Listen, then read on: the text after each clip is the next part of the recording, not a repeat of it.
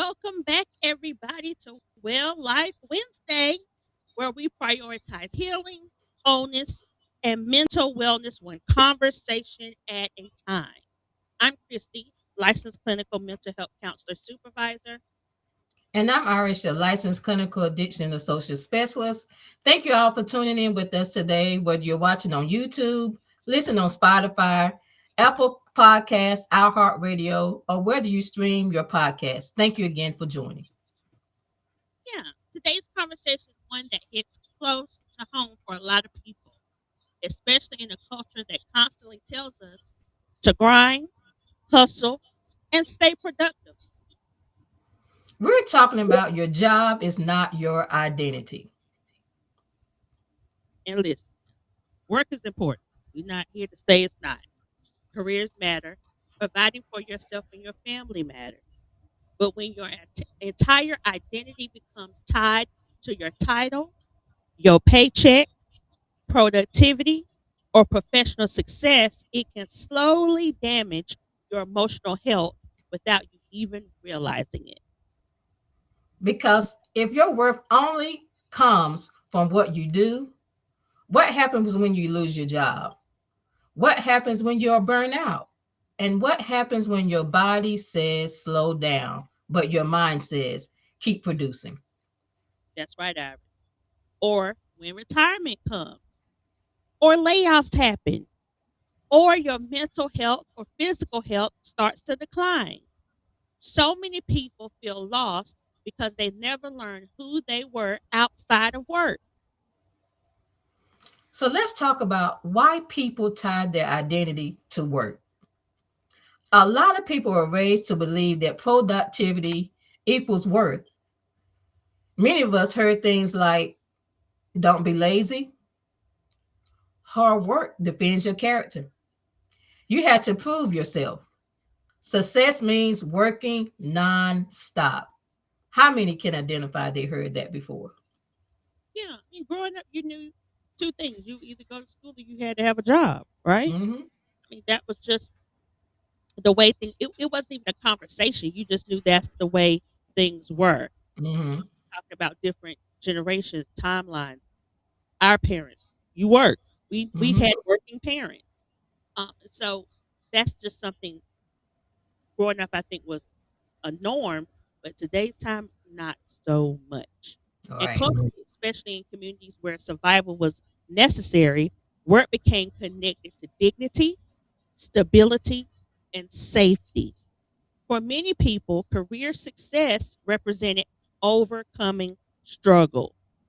Absolutely, Christy. Sometimes work becomes more than employment, it becomes your validation, it becomes your escape, it becomes places where people feel needed, respected, and important. And because they feel they need to be validated or escape, that's because a lot of people have not dealt with that void that they have been missing either in childhood or in adulthood. So they've kind of replaced it with, I'm just going to work this thing out That's right. and And not deal with the pain. yeah, Iris. And for some individuals, those who struggle with anxiety and trauma and depression or low self esteem, work becomes the one area where they feel in control. And a lot of times, growing up, you're escaping your environment by going to get a job. We hear a lot of stories in older adults how poverty, not having enough money, they knew if they just leave that home and get a job or go into the army or whatever that is to try to get money Hmm. when it comes to, it was I have control of this. Right. Previous growing up, you don't have control over your circumstances. You're a child, you can't contribute. But the minute I can get out of here, Hmm. from small towns, I've heard this growing up in college. I left home, I came from nothing. That was just the norm. And it's a sense of I have control over something and I'm validated now. Hmm. It means I'm somebody. Yeah, that's important, Chrissy, because people can become emotionally dependent on their achievements. That's good, Iris. Yes, very true. Exactly. You start believing if I'm successful, I matter. Hmm. I'm productive, I'm valuable. If I stop working, I'm failing. And that is the mindset it creates emotional exhaustion because you feel like you have to do all these things. Like you said, if you're successful, you matter. That, like I said, it's giving you that validation. If I'm productive, I'm valuable, and if I start working, I'm failing. Mhm. You could 'Cause be laid off. That yeah. doesn't mean you're a failure. That was the company's doing. Mhm. So don't put yourself in that box that I'm failing just because it's something didn't work out. It's And trial and error here. it is. I talk about this a lot about the first and last time I was fired. I had just got promoted 2 days, 3 days prior. I was gonna start a new job that Monday. Friday, they let me go. In my mind, I couldn't correlate how do you promote me in one sentence and then fire me on Friday?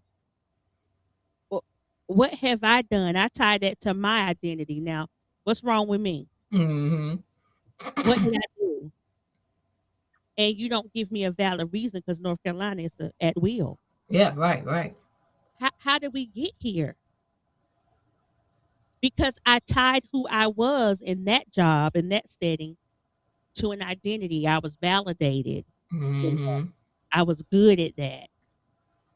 I was important. I was needed. Only I could do my job there. And so a lot of people tie themselves to that. It becomes your identity. So let's talk about signs your job has become your identity. What are some warning signs? How do you know your career has become your identity? One sign is when your mood completely depends on how work is going. So your mood determines pretty much your day, how you're going to function. Yeah. You already set your day up to how it's going to be. Hmm. When your mood depends on how work is going, if how your the atmosphere with your coworkers, the job life. You wake up happy, but the minute you drive onto that work site, your whole personality and mood changes. Hmm. Another sign is feeling guilty every time you rest. No, not for me. Not for me. But I Oh, can see how go some ahead. because if I'm resting, I'm not working, I'm not being productive. Your time a lot of people tie rest to laziness, and I don't know why that is. Hmm. I pro Me resting and resetting does not undermine my the quality or the productivity that of my work or my job. Hmm. Because if I'm exhausted and tired, those 2 things will lack, and then there's really gonna be a problem. People are gonna talk about it. So we really have to people really have to get a relationship with the rest and understanding of the significance of it. That's true. Feel bad about Another sign could be constantly checking your emails, calls, and messages, even during personal time. You're not even on the job and you're checking. it. What's one I, thing we do when we go on vacation, Iris? oh, honey, we turns all them gadgets off. I delete my work email off my phone. Hmm. I don't need it. Go ahead, Iris, let me cut you off. There has to be a time limit. There has to Yeah, be a balance and a boundary. That's the word I'm looking for. It has to be when you clock out, you need to be clocked out because a lot of you have families, children, marriages. You need to be able to clock in on that title when you get home. right, right. That's so true, Chris. There has to be balance so that one area is not lacking in the other. If you're at home, you done been at work for 8 hours and now you come home and you're on your email taking calls or doing work. When Right. in Well, it's the just the cutoff. yeah. Then you gonna get up and do it all over again? That is the job I had. I would come Hmm. home, have to stay up for hours trying to complete work just to get up and do it again until Friday. You talking about exhausted? Yeah. And then I won't even get off at 5. I would stay after doing stuff, helping out. not get home to 8 and still got to complete work that I didn't finish, that's not a good work-life balance. Yeah. Here's another one. You don't know who you are outside of your profession. It's got to be more Mhm. than you to that. It's got to be more than you than that title. It was before you got the job. How do we negate self, Yes. the inner you? How do you negate that? Because you can't have you can't have a quality work life without having a quality personal life and identity with self. Hmm.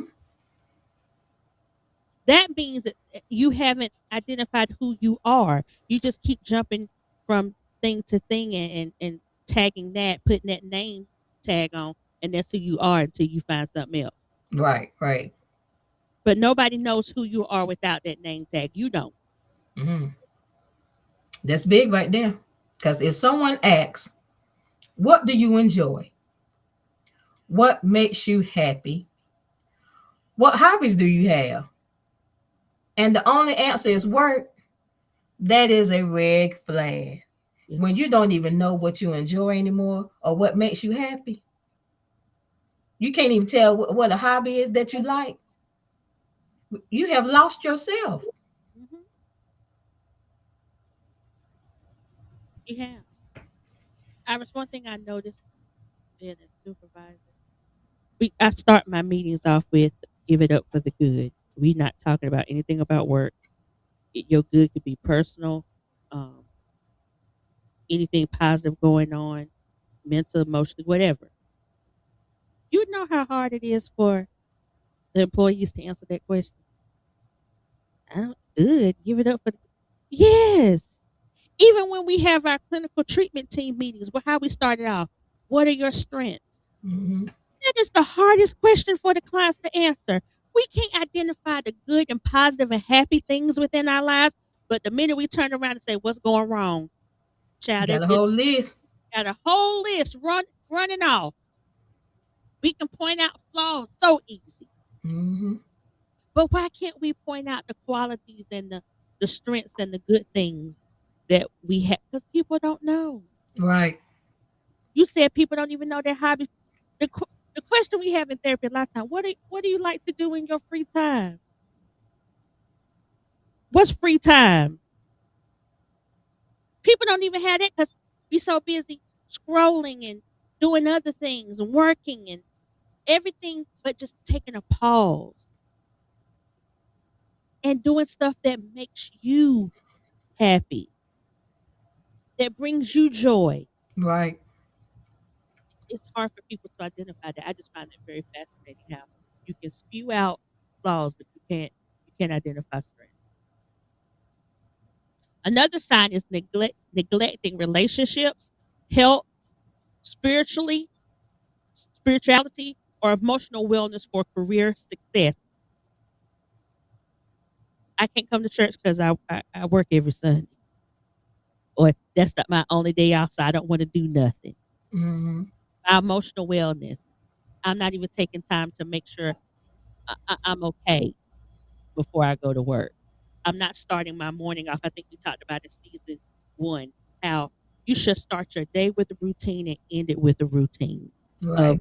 wellness, of resetting, of promoting something, putting something out there how you want your day to go. Your health. People don't go to appointments because a lot of times places close at 5 o'clock. We see Hmm. a lot of dentist office hours who open after hours because how are people supposed to get just their general appointments done if they got to work 8 to 12 hour shifts? Right.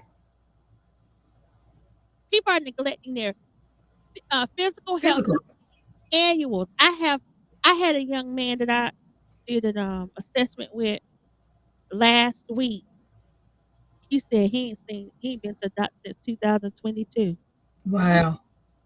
and he's in his 30s. Wow. Neglecting relationships. You too busy working. You don't have date nights with your significant others. You're not having family time. You're not sitting at the table and having conversations and eating and doing check-in because We too busy with work, and then we exhausted when we come home. We only want to be bothered. Mm-hmm.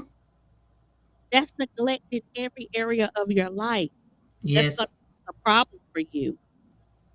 Again, your job is not your identity. You need to figure out what your identity is, and then go get a job. A job is just for you to be able to have money to take care of your family and make sure y'all are all right. It is not who you are.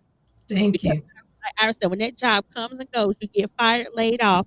Who are you outside of that? That's it. Or people are tying their self worth to performance evaluations, promotions, degrees, or income. Here we go. We tying ourselves to status quo. What kind of house I live in? Look at my finances. I make this amount of money. I'm this on the job. I'm the head honcho. But that is not your identity. That's just your job. You have a duty to do at work. Mhm. That's all that is. They got somebody to come to if you're the supervisor. Somebody got to set order and have some type of organization. You're not that role. You come home and your supervisor at the house ain't on the job. You don't know how to separate it. Your degree and income doesn't matter if you're struggling mentally and physically. Come on. Your performance evaluation is probably trash because you're exhausted and burnt out and you wonder why you can't get a raise. Nobody cares about your promotion, your That's degree, it. because guess That's the what? flip side. It's somebody who is better and more qualified than you. Come If on. something happens to you tomorrow, how fast they put up your job description the next day. Sometime at night. All that stuff doesn't matter because in this state in the economy we in, it's all in who you know. You don't even have to have a degree, as we see. I don't have to go any further. You don't even have to be qualified to be in Mm-mm. positions, as you can see. So you out here stressing yourself out on this job when they'll replace you with their best friend tomorrow.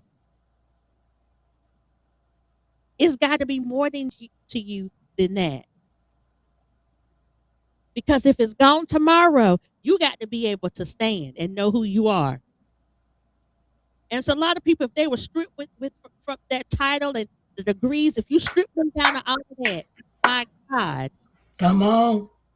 the vulnerability, the decay and destruction you will see up under all of that. What? Some people only flying.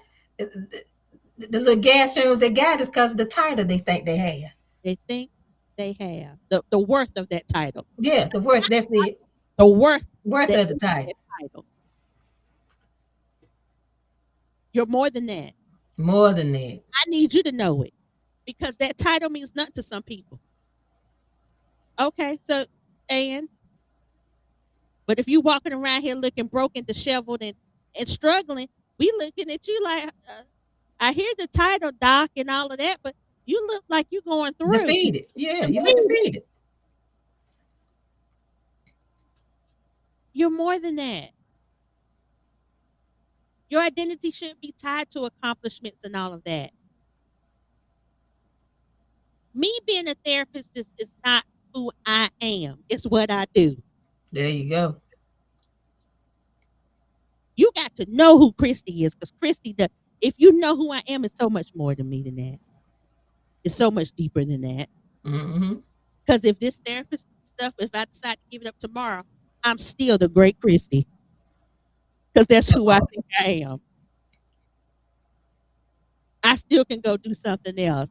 I can be an interior designer. I can be a a, a fashion stylist. I can do all of the. I have so many other skills,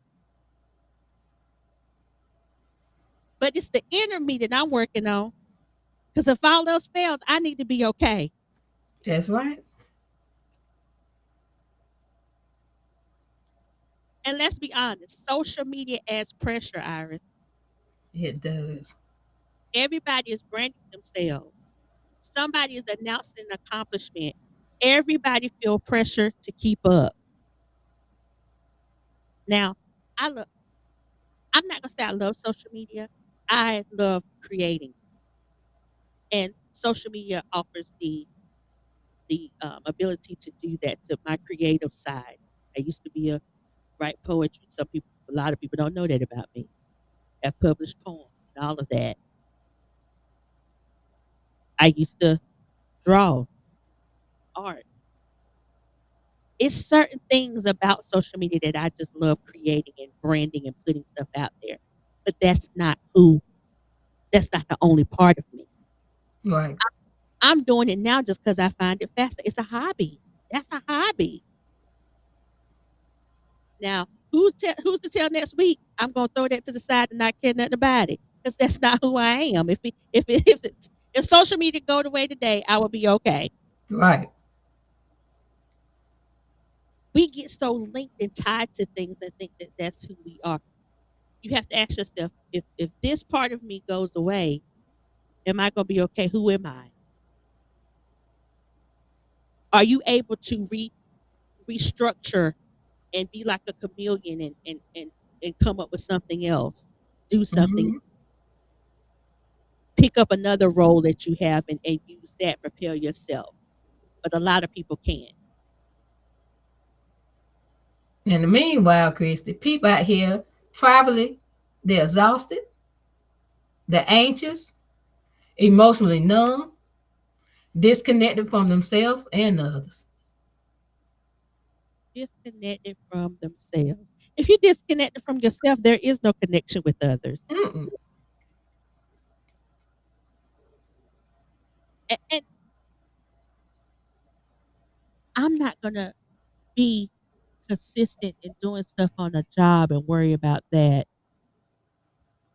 if I'm exhausted and mentally numb. There's nothing there.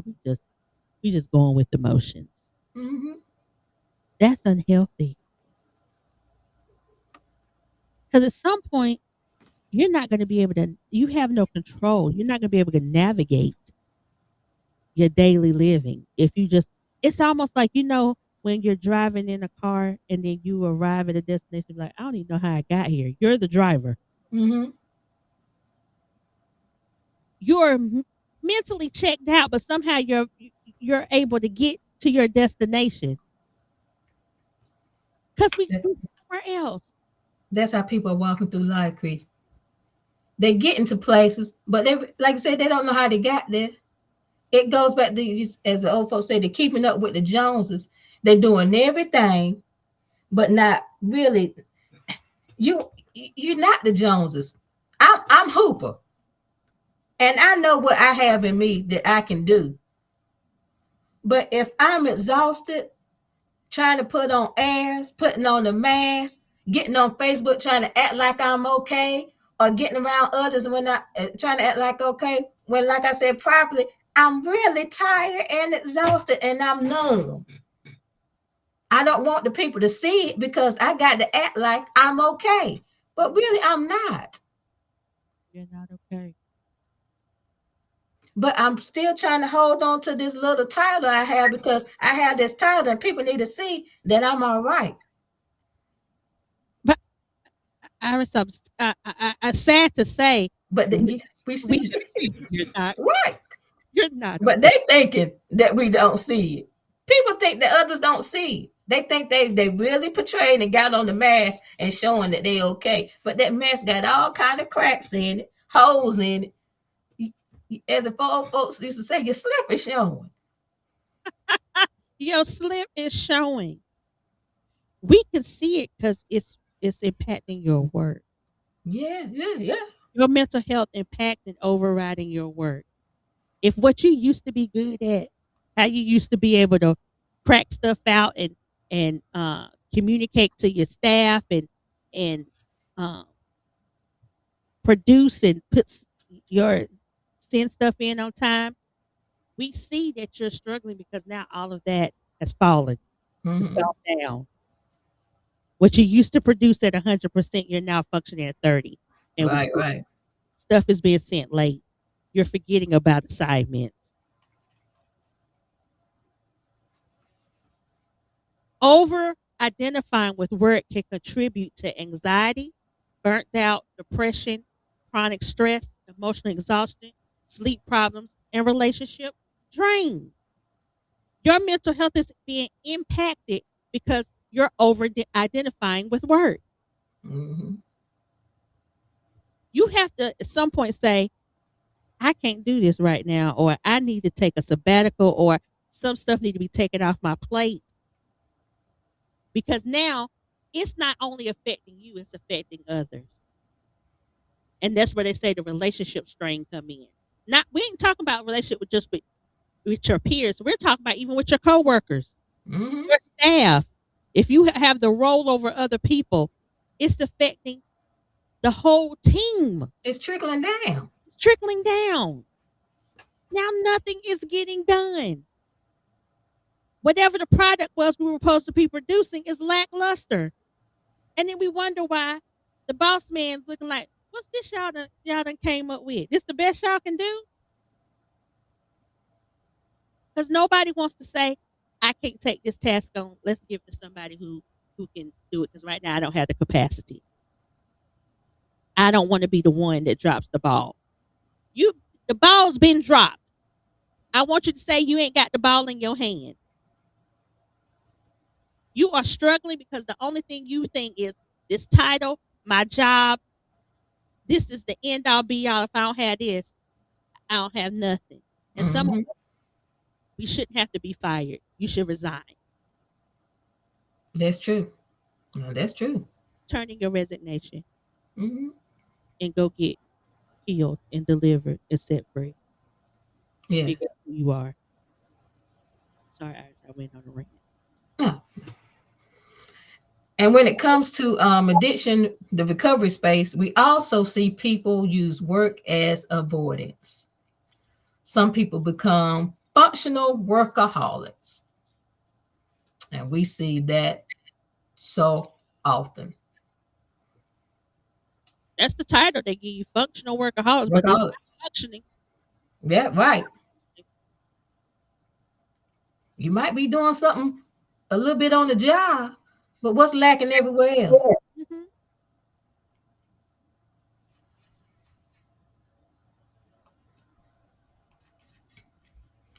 Instead of processing grief, trauma, loneliness, emotional pain, people try to stay busy.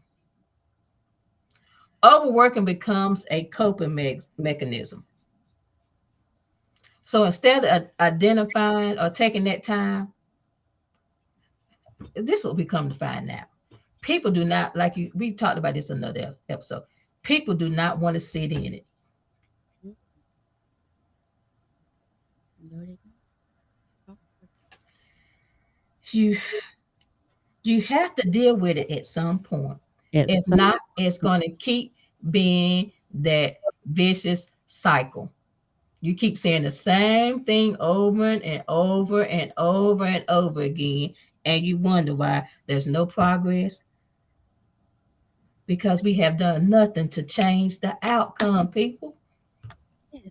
Nothing to change the outcome. And you think you're overworking to become a coping mechanism, but you overworking to produce nothing, to To make produce, to make things extremely worse. You were lonely. You're dealing with grief and trauma. You didn't address it. You keep working, and then wonder why you having heart palpitations. Your blood pressure high. Your feet swollen. yep. We don't want to identify. We don't want to deal with the root issue, but with not dealing with the root issue, it's causing triggers in other areas. Mm-hmm. Now, Spread. It's just spreading. instead of coping with it, dealing with that issue, now we got 10 other issues. And some of them are worse than, and Mm-hmm. society rewards it. Nobody questions overworking the way they question rest. Ain't that something? We don't know why. And I can say I've probably been one of these people in the past. I don't know why some people not working. I don't. Why they ain't got no job? Right? I don't know if people needed to sit down and take a time out. That might be what's needed. We don't question rest, but we reward when somebody got a job, when at least they working. We don't know what that job does for people. Some people have to depend on the job that they don't want, that makes them completely miserable, and we don't know what that's mentally and physically doing to them. That's true. They get the check. That's true. We have to have some compassion and empathy in some situations because you don't know. Well, avoidance still look like avoidance. Even when it looks like it's productive.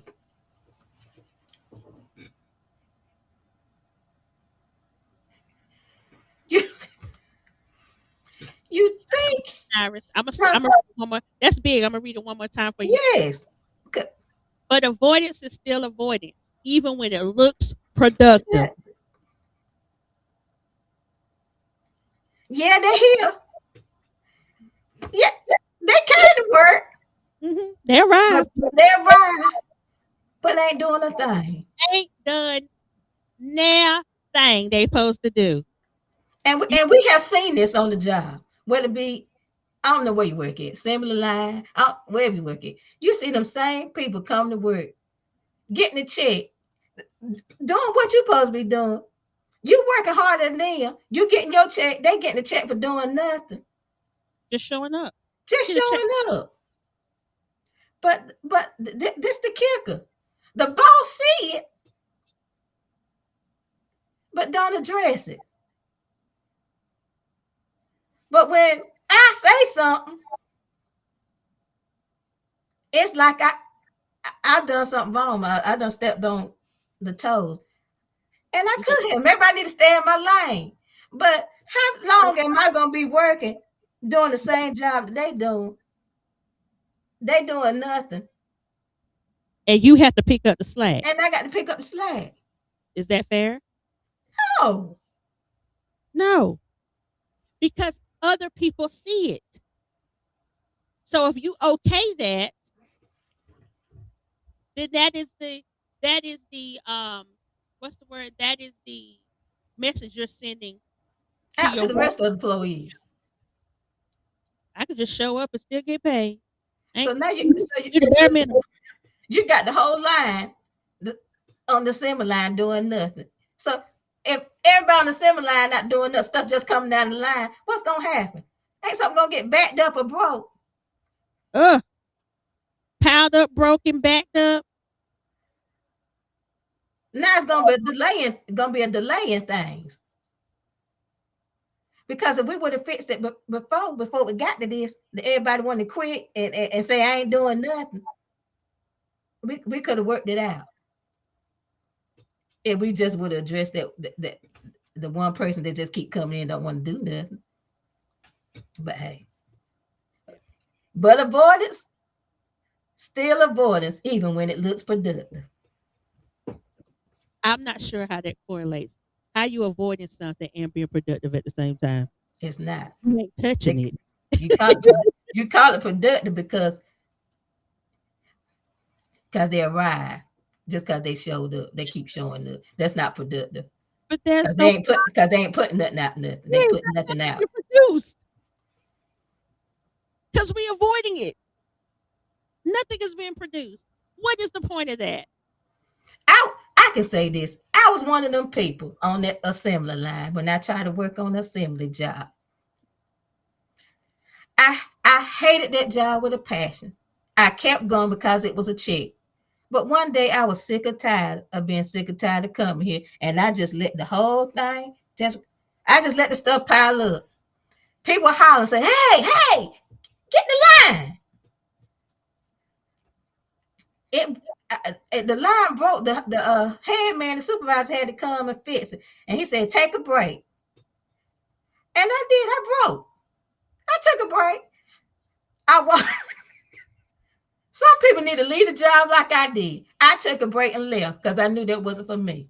I had to go find something that was for me. That's it, Iris. Some of us are working at places that's not for you. Mm. Some places you're working at because somebody identified it for you, There you go. not even knowing who you are, if that is a quality that you have or something that you even possess to do it. They just gave it to you, and you around here struggling because it ain't your will. It ain't what you want. It's not even what you identify as. Right.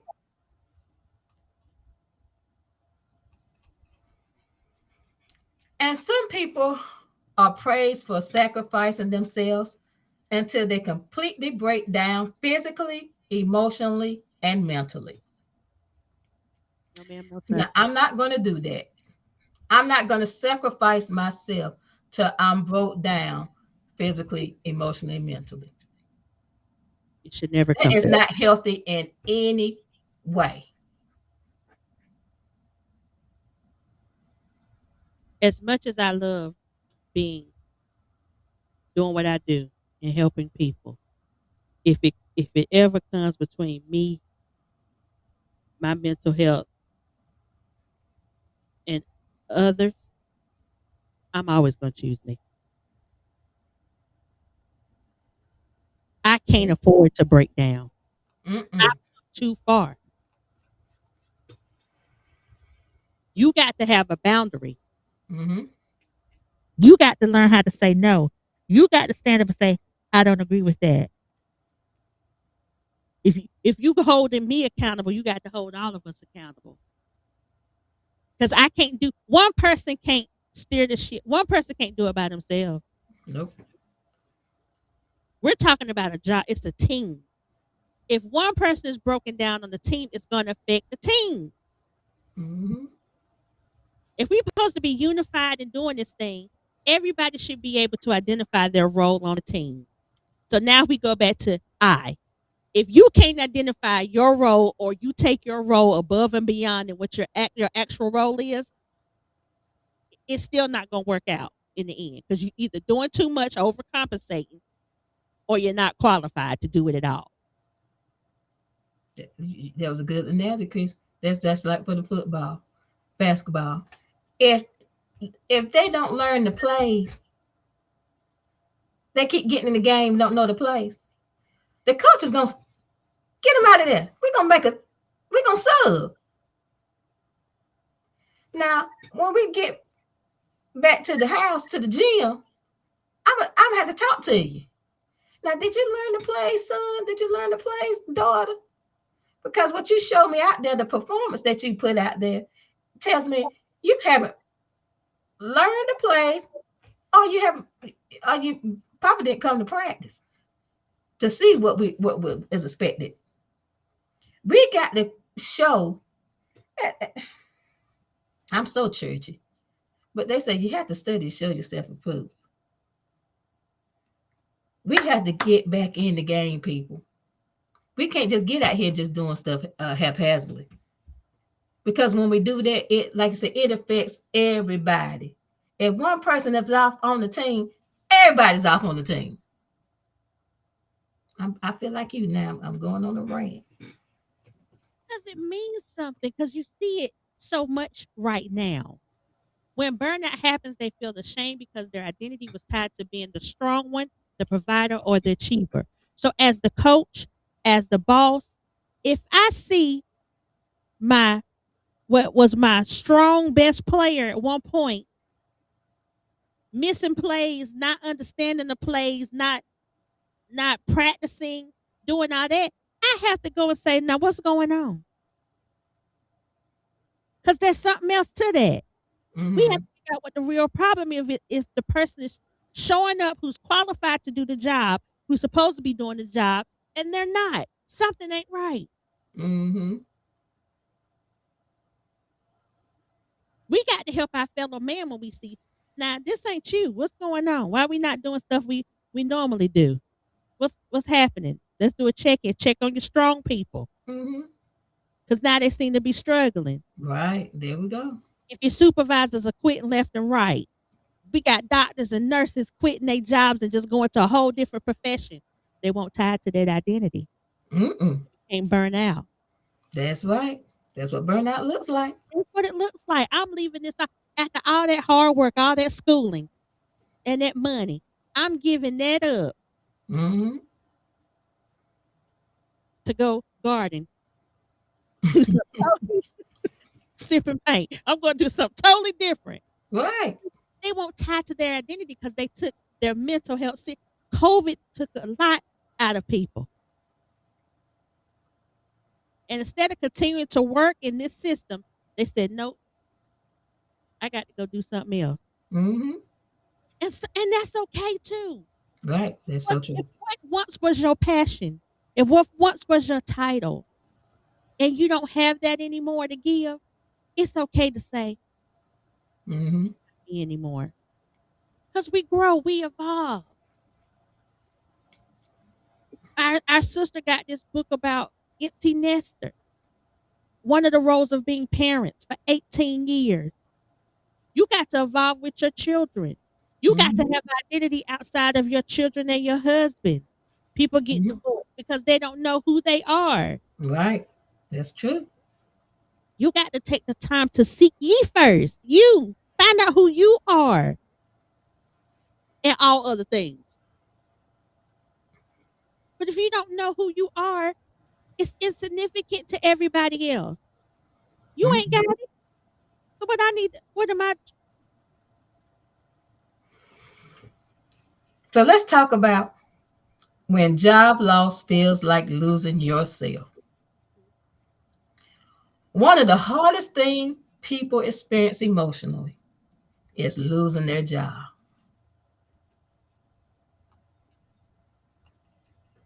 It sure is, Iris, because it can feel like losing purpose, routine, identity, confidence, security all at once. As I said earlier, especially when there's layoffs, disability, retirement, career changes, or even your mental health leave. Yeah. And many people spiral emotionally because nobody taught them how to separate their humanity from their occupation. My God. And Separate your humanity from your occupation. once again, you are more than your title. You are still valuable if you are unemployed. Hmm. You are still valuable if you change careers. You are still valuable if you need a rest, and you are still valuable if you're rebuilding. Hmm. And listen, people, your paycheck determines your income, but not your worth.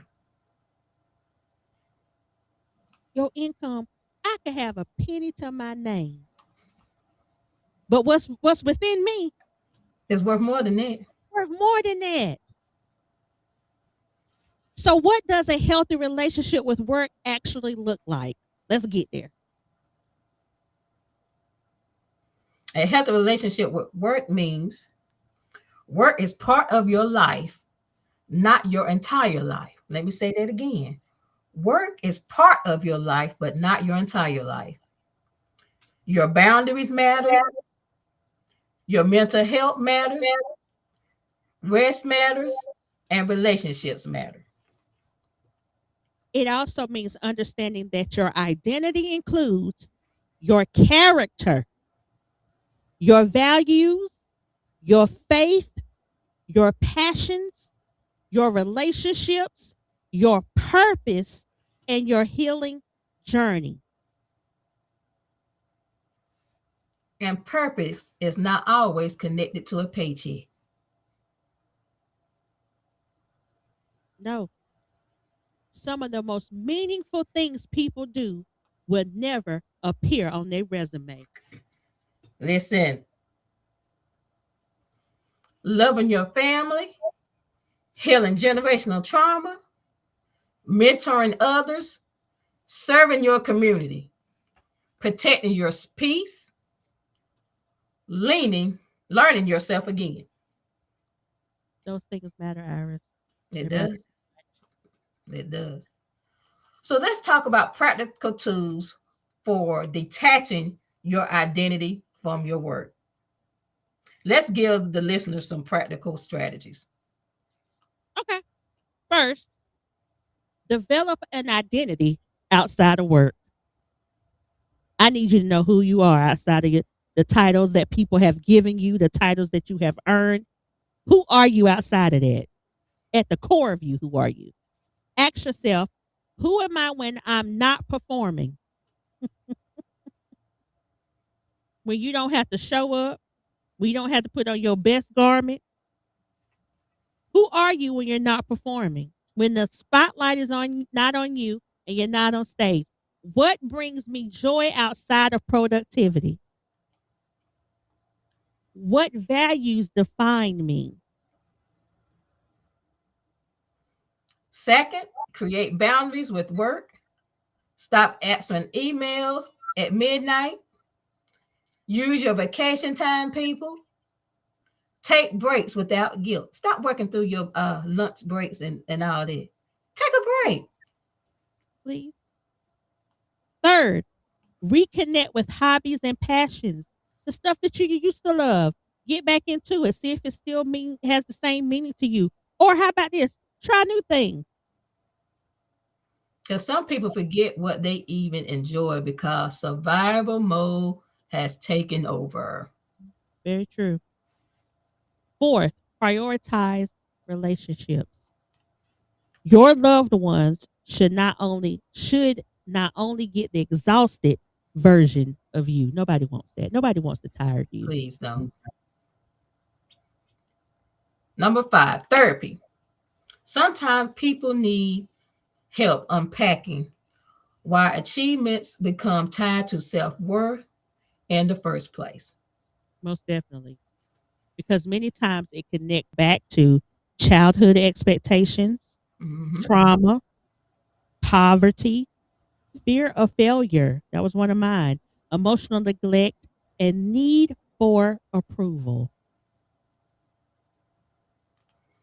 So let's pause for some reflection questions for our listeners. Okay, let's reflect. I want you to honestly ask yourself these questions, people. Do I feel guilty when I rest? Have I neglected myself emotionally because of work? Do I know who I am outside of my profession?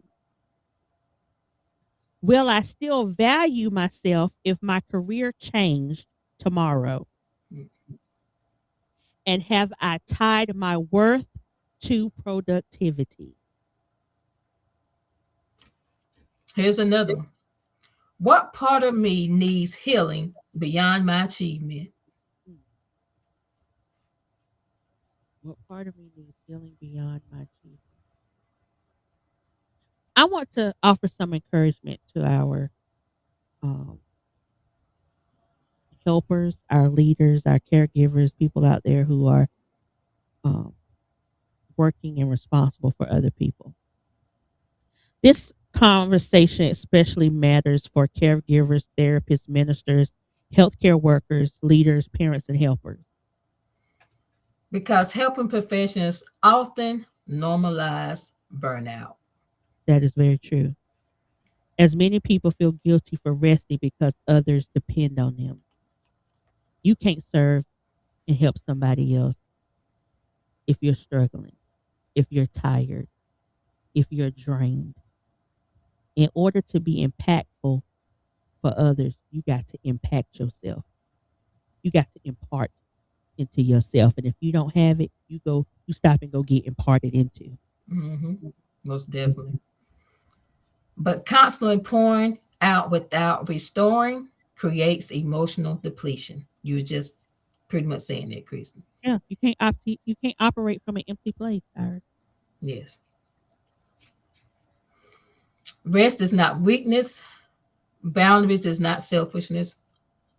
And slowing down does not mean you lack ambition. No, it doesn't. So as we close today, we want you to remember this. Your career may be what you do, but it is not who you are. You're not just an employee, you're not just a title, and you're not just productivity. You are a human being worthy of peace, love, connection, healing, and rest. And if work has consumed your identity, this is your reminder to reconnect with yourself again. Absolutely. Thank you for joining us for another episode of Well Life Wednesday. Be sure to subscribe, follow, share this episode on YouTube, Spotify, Apple Podcasts, and iHeartRadio. And remember, protect your peace, honor your healing, and live well. See you next Wednesday. Bye, everybody.